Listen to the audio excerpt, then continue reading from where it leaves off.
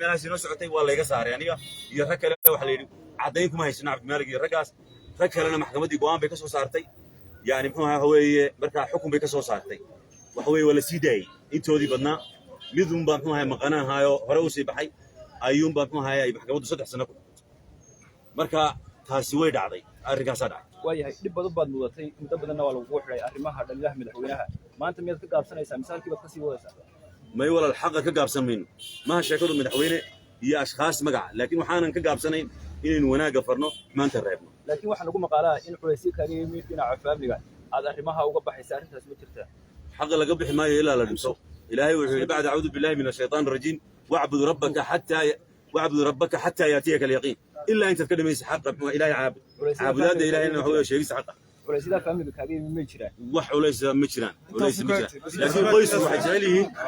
xorriyadeeda jecel yihiin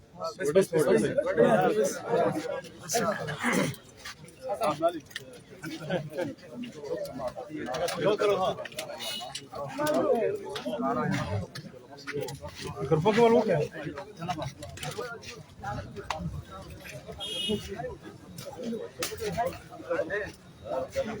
نورو بعرض يرضى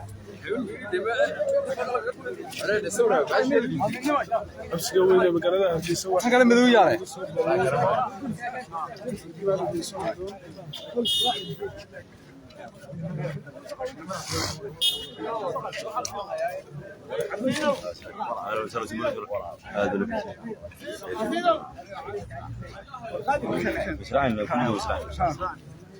ايه باقي احمد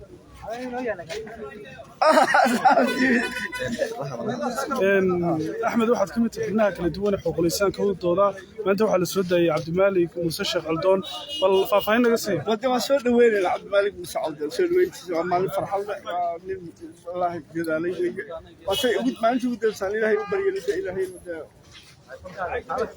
fududeeyo Cabdimaalig wuxuu la kulmayaa qoyskiisii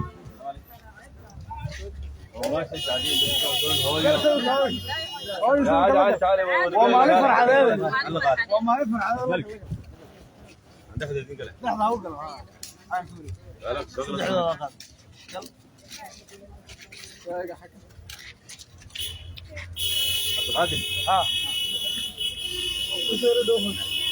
Cabdimaalig Muuse Aldoon wuxuu la joogaa qoyskiisii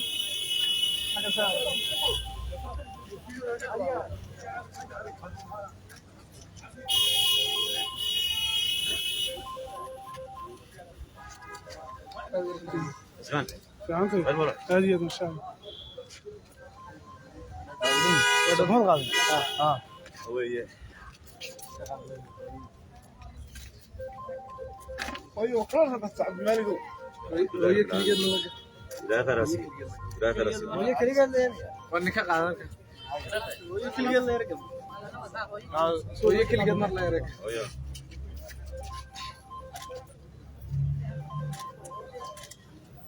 وقد أحسن بي إذ أخرجني من السجن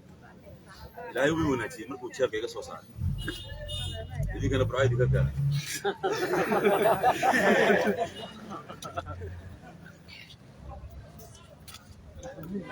الله يسمع هو يبرع عن صوص عن Cabdimaalig Muuse هو يبرع عن صوص عن اسمه أحمد اسمه هذا نيجي الدنيا إن شاء الله هو يرو بس Cabdimaalig برين كده ما كده شريك وضوء قبيك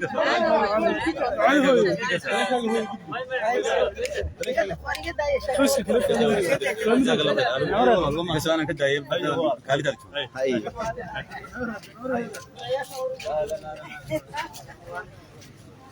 Cabdimaalig Muuse Aldoon wuxuu la kulmayaa dadkii kale ee soo dhaweeyay الحمد لله إلهي مرضى نصب حظي أنا الأحمر غبار الحمد لله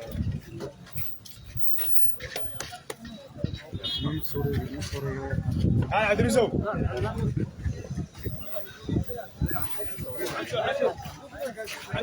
هاي عدريسو هاي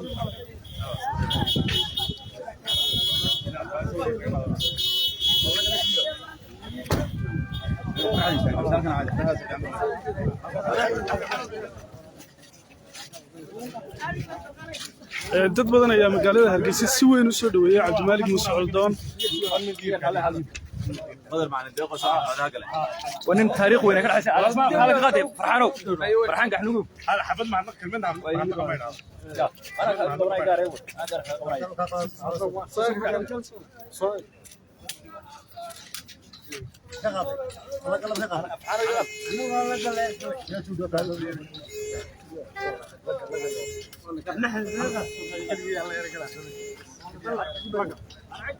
عادي ورد من الزرور اللي قال لي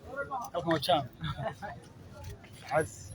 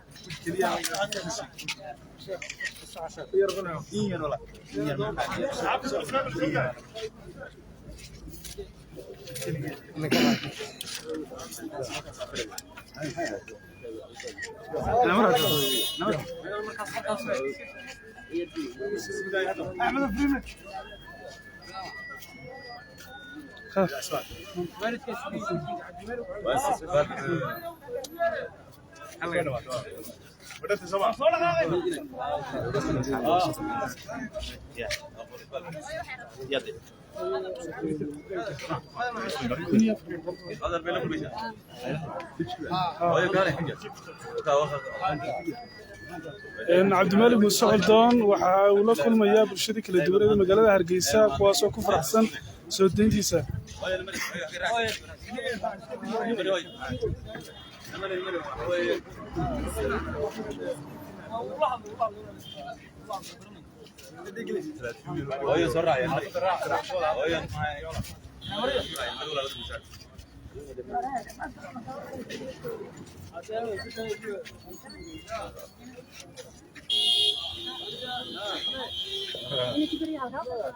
والله ما قرني لكن تفضل ما قلنا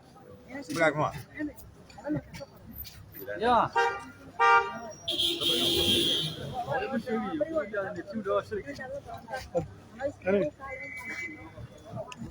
مرة صغيرة حلوة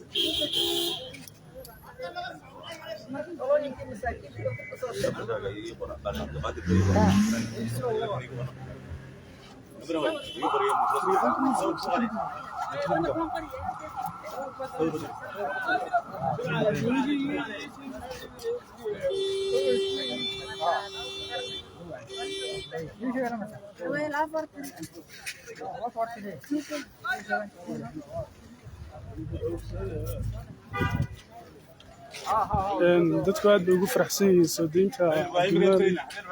Cabdimaalik Muuse Coldoon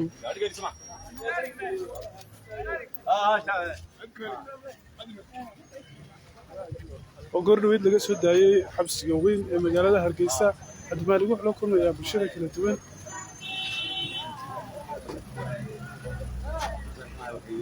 Cabdimaalik wuxuu la kulmayaa taliye sare Dolaal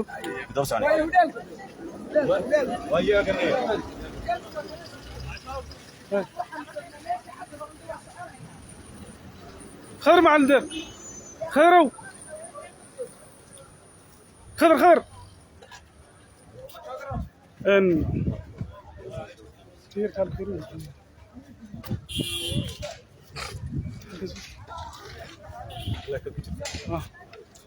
ان خير مع الدر كسر دو ساب تي في ان ما انت waxa la soo daayay Cabdimaalik Muuse Coldoon saad aragtaa الحمد لله اسمع ادي ضل فرحسناي مالك Muuse Coldoon وانيغا دال بدن مدني كديسه الحمد لله من الدري هنديا كنت انيغو soo laabtay oo alxamdulillah rabbil alamin iyo Cabdimaalik wafridiisi helay maradan maanta wada joogno alla ma hadi walaal aad iyo aad baan faraxsanahay ilaahayna waxa ka baryaa inuu anigana caafimaadkiisa ay gudahay isagana xorriyadiisa ugu taagay qad badan maxamed cabdi boosh oo kamid ah wariyaasha telefishinka Zab TV oo halkan ugu sugan maxamed maanta waxa la soo daayay Cabdimaalik Muuse Coldoon oo ka mid ah bahda warbaahinta iyo samafalayaasha bal arrintaas aad aragtaa adigoo falanqeyn ka samaynaya ismaan horta waa maalin weyn codboon maaha markii ugu horreysay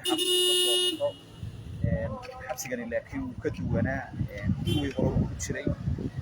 dhowr jeer baynu ku booqannay hadaynu nahay warbaahinta kala duwan telefishinka saabna waxaa korka sare shaashada la saaray firiic codboon وهيدا كلية ورباهنات مروا بكوبا قيسي نبين والبا الباهين كستشو بني قيسي إن عدوه كريدي سووا حلو نحول ولنا سات تيجينا سجارة يسجح صار سيد عدوه كريدي سووا هري لها ونسا مفلاء وضد بدنه ترى سنو ورباهين تواني جارين وبلا عضا وهدي تشري ولي بتاكلين تشري مركا واحد نونا كرينا ومانين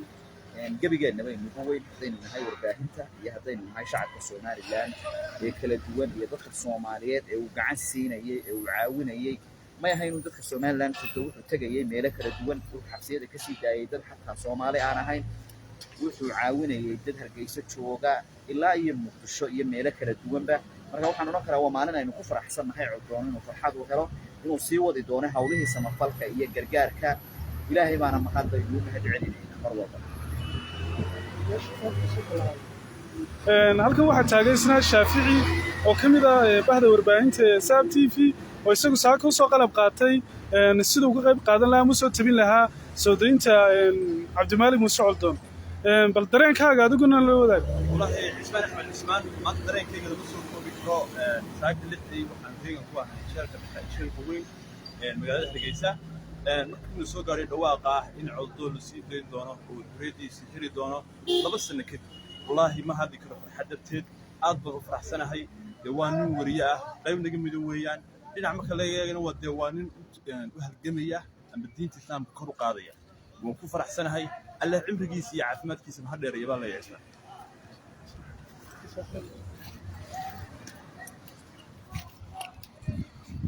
dawladda intaas waxaan idinku soo gabagabaynaynaa muuqaalkii ama soo deynta Cabdimaalik Muuse Coldoon aad u mahadsantiin waaniga Ismaan Axmed Ismaan ee bahda galka qaatay